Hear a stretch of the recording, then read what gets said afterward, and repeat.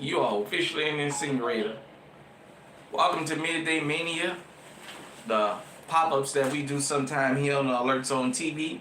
Shout out to everybody because it's a worldwide movement. I would love for you guys and girls to become active citizens. Y'all already know how to do that. Um, it's noon Central Standard Time in Iowa, in the middle of the country. Uh, we appreciate you for being able to tune in. For those of you who can catch us live, if you catch us on the replay, we appreciate you. Make sure you hit the likes button as you come in. You guys and girls know YouTube been around for a long time, and hit the likes button. Don't always mean you agree with what you hear, but it gives a chance for the message to be out. Since we know YouTube and all these other platforms are not fair platforms, so give everybody a couple minutes to get up in here. Um, got the little room heater going. It's snowing outside right now up here in Iowa, so definitely give everybody a couple minutes to get up in here. Also, I want to say this. I want to tip my hat off to GunTube, to the gun tubers. It's so many of us that you're bound to find somebody you like. Whether this your channel or not, we would love for you to frequent this channel. I believe we put some good information out here.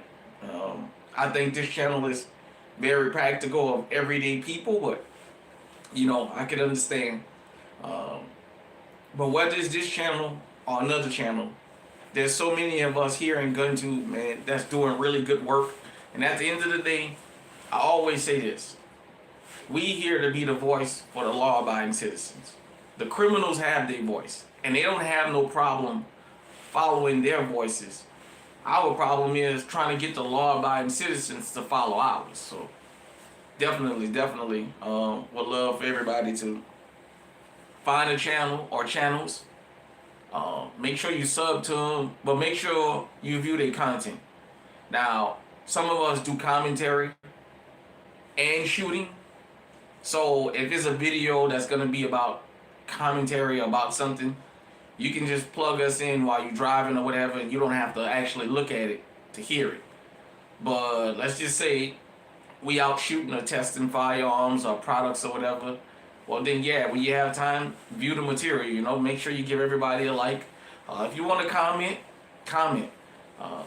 Also, all of us know one person that's legally able to be armed that refused to get armed. Send GunTube to them.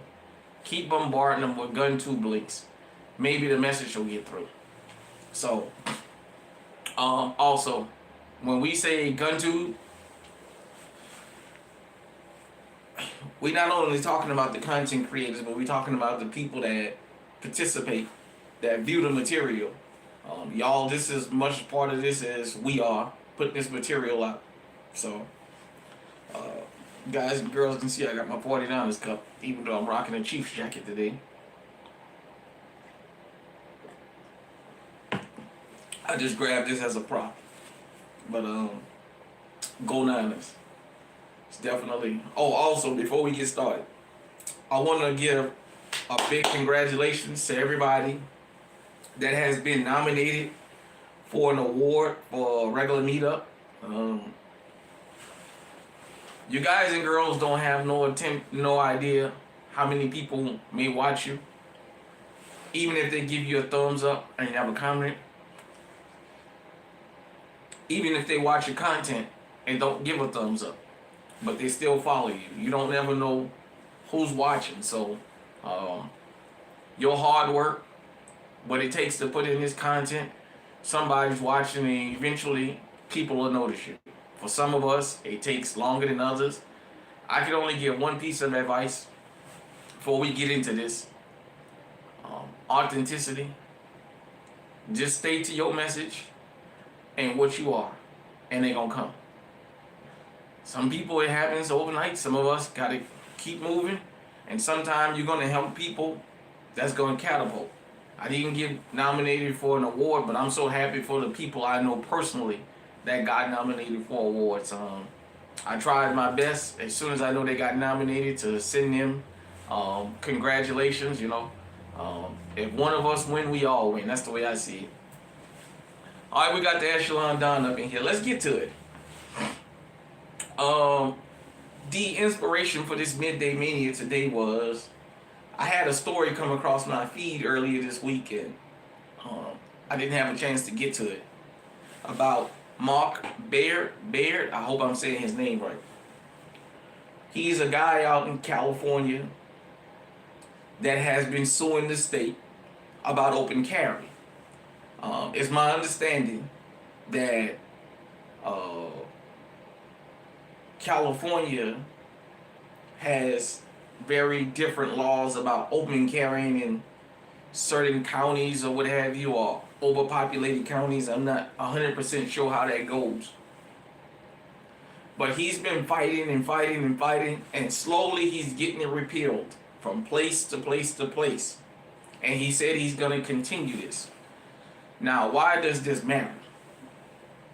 We give California a lot of smack in GunTube. A lot of us talk about California. We talk about California politics.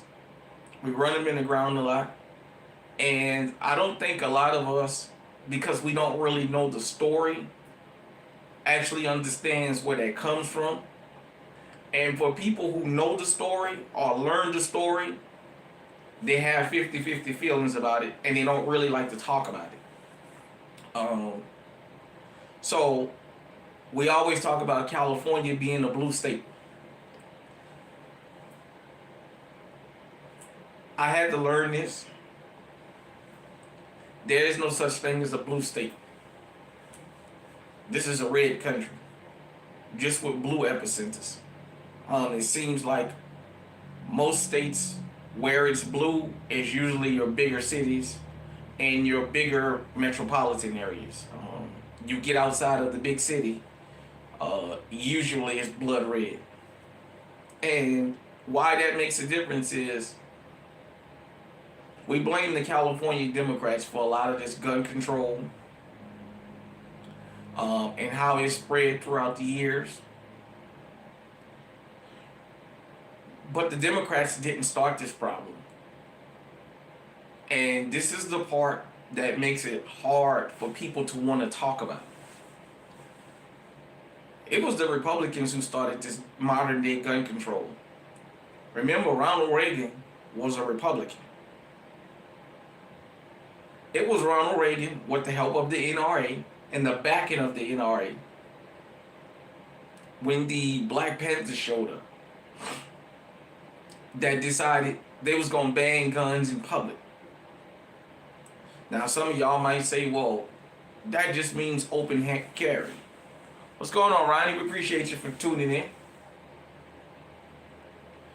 But it started the ball rolling of getting more and more restrictions put on.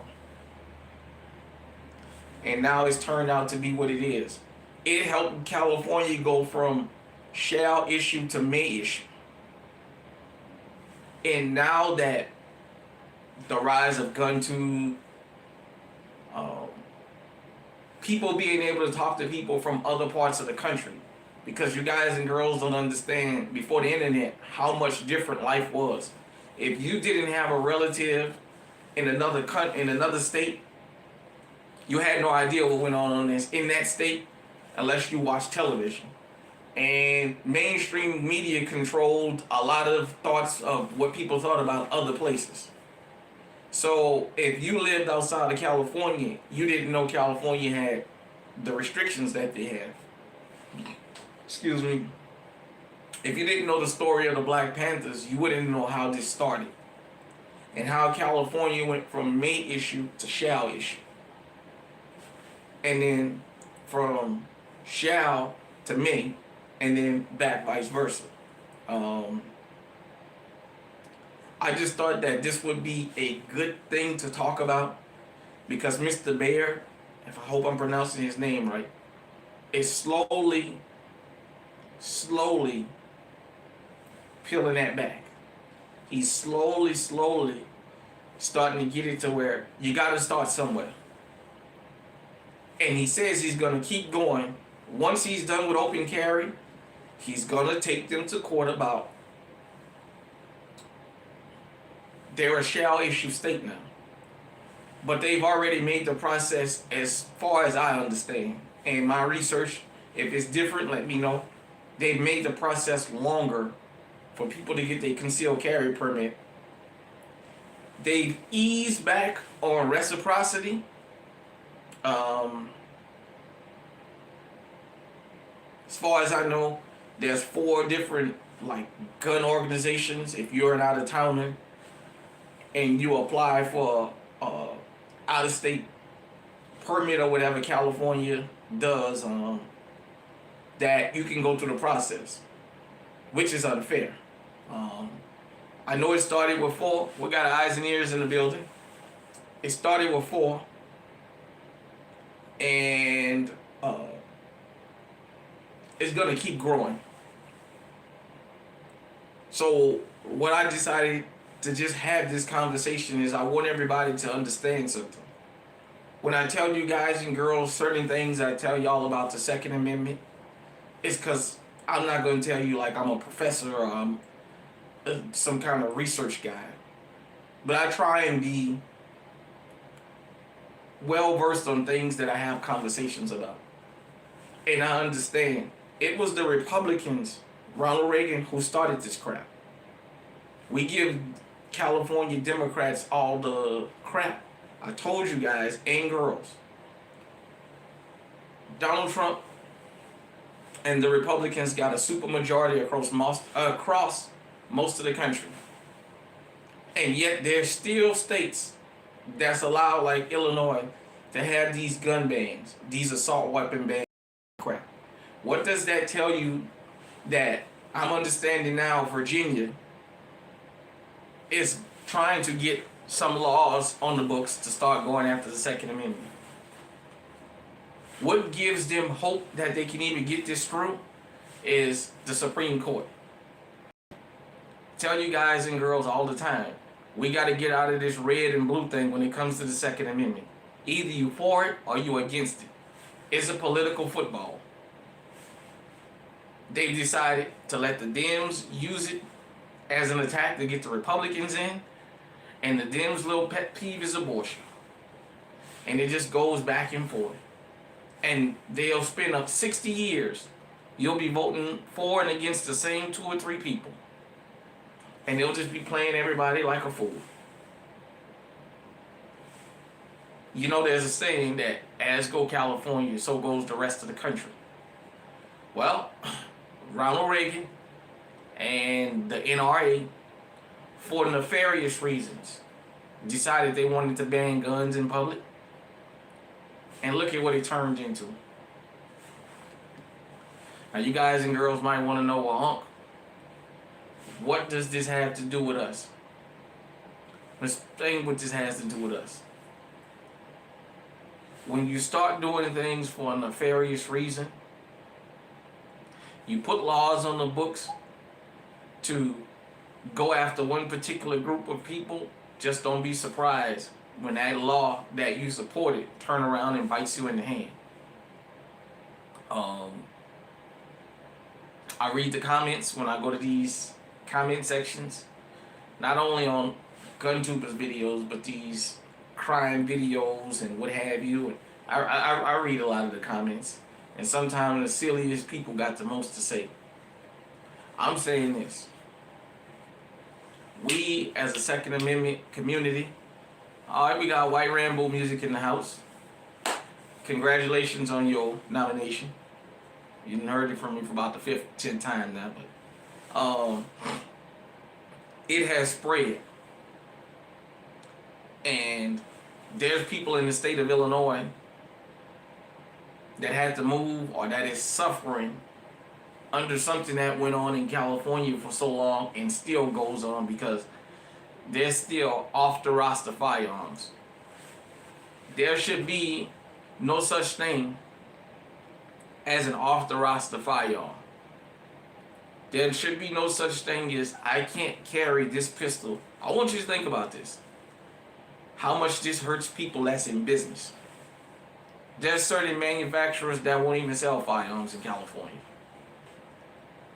It's my understanding Canic don't sell firearms in California because I don't know a Canic that holds under 12 rounds.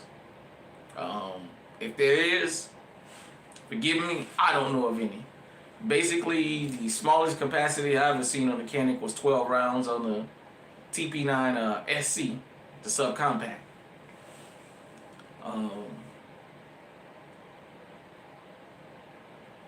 I just, like I said, I just thought that, oh, that's alright, Rambo. Shit, it happens when you typing. Sometimes these damn computers, you'll type one letter and it'll put up something totally different. I just thought that this would be a conversation to have with everybody and to understand when it comes to the Second Amendment, specifically the Second Amendment, we got to put our feelings aside and find out where the problem started so we can go back and fix this problem.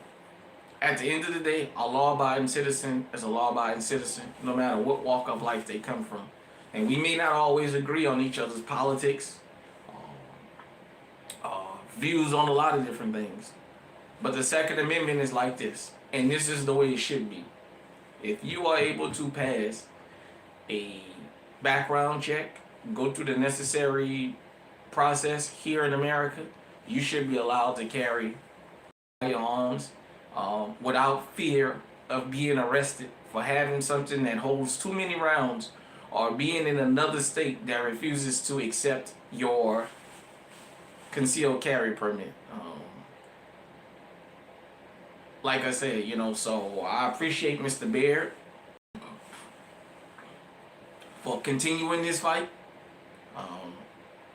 I appreciate people in GunTube that even bring this type of stuff up. I know sometimes it can put you in a position where people are afraid to publicly agree with you because they're worried about a perception. I'm just telling you, as a Second Amendment channel, I told you guys and girls how important this stuff was and why we in some of the positions that we in. You guys and girls got to understand that. The Democrats and the Republicans, really and truly, they're not all in favor of the Second Amendment. They'll tell you that because it'll get them votes. But none of the Republicans called Ronald Reagan out when he pulled this. Some of them went right behind him and did the same thing. And then it turned into what it turned into. So you guys and girls just have to understand that we as the Second Amendment, let's keep up the good fight. Let's make sure when we run up on politicians, you got people that's going to fight about America first. You got the people that's going to fight about money, about eminent domain, about everything. When it comes to us in the Second Amendment, when we get up in politicians' faces, they got to know. Do you support the Second Amendment? Yes or no? It's not no in between. If they say yes with restrictions, then they don't support it. And we got to vote accordingly. It has to be the litmus test. It's really, really uncomfortable for people who travel the country in their personal vehicle. It's really uncomfortable to travel knowing that in Iowa, I can carry whatever it is that I want to carry. Illinois is the neighboring state. Now, when I cross over into Illinois, more than half the guns I own is illegal. For those of you who've never been to Illinois, Interstate 80 is a hotbed. From the state line to state line, from Iowa to Indiana, they will stop you behind and they will search you. And just something as simple as having a gun that's considered to be illegal in Illinois can send you to jail. And because you cross state lines, if they want to, they can go ahead and try and get the feds involved. Because for those of you who don't know, once you cross state lines, any crime can become federal because you cross state lines. On the side note, that's Big Meech. That's how he said he got a federal charge instead of a state charge because his address was still in Detroit and they busted him in Atlanta. Just saying. Me being a truck driver, I got stopped before at the Tennessee-Virginia line. They found a holster in the truck, but didn't find the gun because I had took it out before that trip. And they let me know because I came from Louisiana. Once I crossed the Mississippi state line, I had already, what's going on, man? What's going on? I can't call it, man. Just sitting here talking. But they let me know once I crossed the Mississippi state line, I committed a federal crime. And every state you travel, you can have state charges and you can have federal charges. So it's a lot behind the scenes that can happen. So this is why HR 38, and shout out to the person who told me about HR 38, House Resolution 38, to get national reciprocity. This is why we need that. With GunTube, a lot of us starting to travel.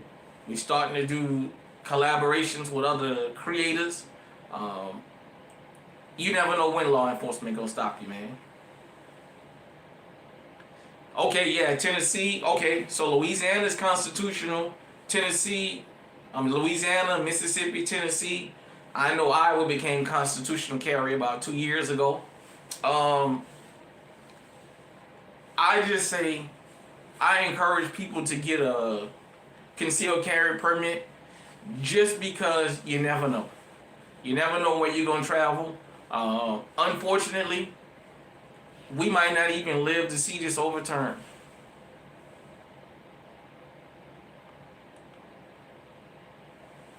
Give me a second, I'm going to answer that question. Y'all hold on 1 second.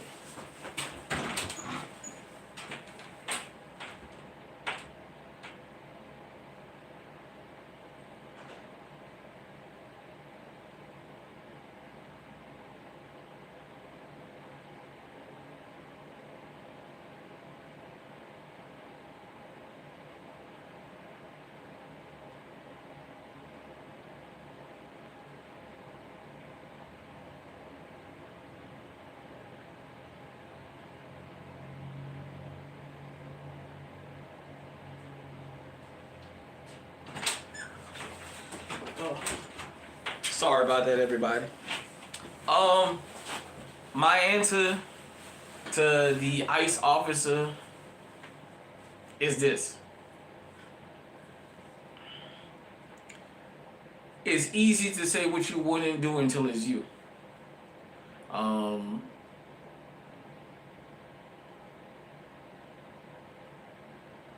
My personal opinion is, number one, under the law. We're going to talk about under the law. Alabama Constitutional Carry 2, okay. Under the law. We're just going to go straight law. We're going to take our feelings out. They're on video telling her to get out of the car. Right then and there, she broke the law when she decided to pull off. Number two, if you've never dealt with any kind of law enforcement, you don't understand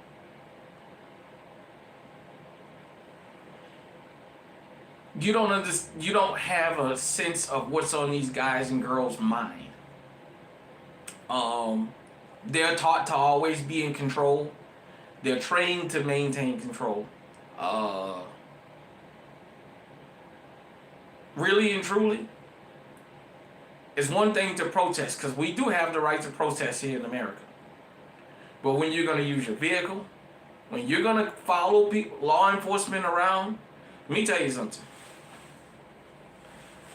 Since the question came up, we'll have a discussion about law enforcement. When you're following them around, you antagonizing people you know that are legally armed. At the end of the day, I don't think people understand something about law enforcement. And this is just straight facts. You can call me whatever you want. They want to go home to their family just like you do. Whether it's Derek Chauvin or whether it's Rest His Soul Officer Holloway, who I always speak well of, that was a cop in New Orleans that lost his life. They still human. It's kind of like us as law-abiding citizens that have somebody that constantly follow you. In your mind, you think they're looking for trouble. So you're going to act accordingly. I'll say this. If she just would have got out of the car like she was told, maybe she'd still be alive. She didn't comply. Her partner decided it was okay to get out and antagonize these people. And that's just what it is. Let me make you understand something.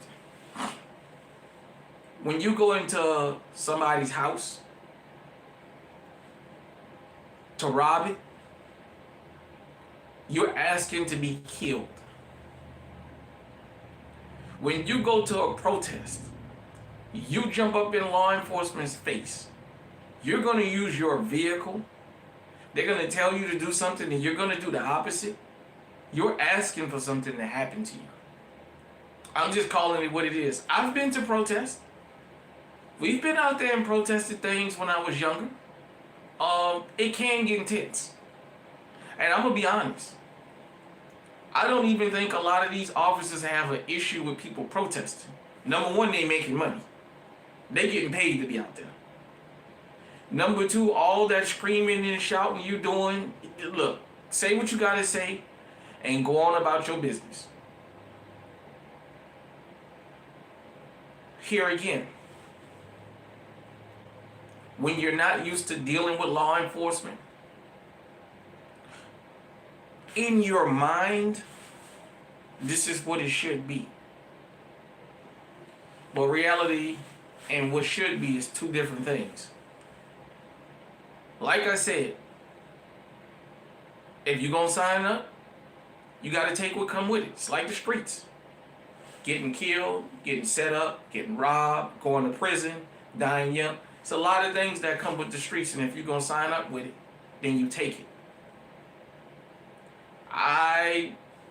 From what I saw, when she pulled off, he appeared to be in front of the car, and he acted accordingly. I will say this. This is just my personal opinion from watching. The ICE protesters have been allowed to get away with a lot more than when people are protesting somebody from my community being unalived. They're allowed to get away with a whole lot more. I mean, you want to get out here and fight with these people? These guys and these girls, they're showing up looking for fights now. ICE, law enforcement, whatever. All I can say is, put yourself in certain situations, you don't never know what it could be. You never know what somebody's thinking.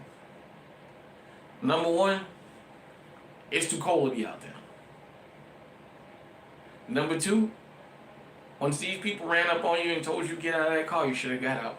It's just that simple. It's easy to tell people to comply when you sitting home behind the desk. But when you take your butt out there and you think you're above the law, then don't get angry when it's your turn and people say you should have just complied. That's just my personal opinion about the whole thing. You know, I try and stay neutral with this whole ICE thing. And at the end of the day,